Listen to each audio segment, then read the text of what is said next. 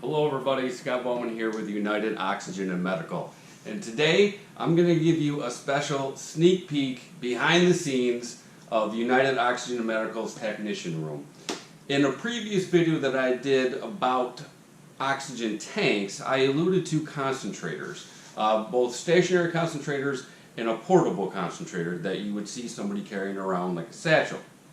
I have some here, but what I also wanted to highlight today is that given the time that we are in and all the dangers that are out there, what we normally find is when we get troubleshooting calls, it's typically because there is not maintenance done on these units. That regular maintenance is very simple. So with that said, I'm going to hand it off to a specialist that will break that down. Andrew Schaefer, please take it away. Alrighty, so to start we have three of the stationary concentrators. This one's the newer one that hasn't really been put out there often. With this one, there's this grate, you gotta wipe it down. We recommend using a Swifter for normal dust, and then obviously this you want to do daily. And then weekly you want to get a damp cloth or something more rigid, aggressive for cleaning, and you want to completely wipe that down, make sure there's no dirt, grime. With this one, there is a little tab. If you pull it and pull down, you can pull out this. There is a foam filter. With the foam filter, you just want to wash it with Dawn soap and obviously rinse it out real good, make sure there's no soap left in there. And then you want to make sure it's real dry before you put it back into the unit. Putting it into the unit while it's still wet can cause issues. This is a Visionaire. This is one of our more common ones that everyone either has used or has seen. With this one, on the side here, there's two handles that you can grab to pick up and move the unit. Within there, back here, there's a little grate that you want to wipe daily, and then more aggressively once a week. Just get in there, make sure there's no dirt, grime. That's pretty neat. So essentially where they're grabbing is where they need to clean. Just yes. Reach in there. Cool.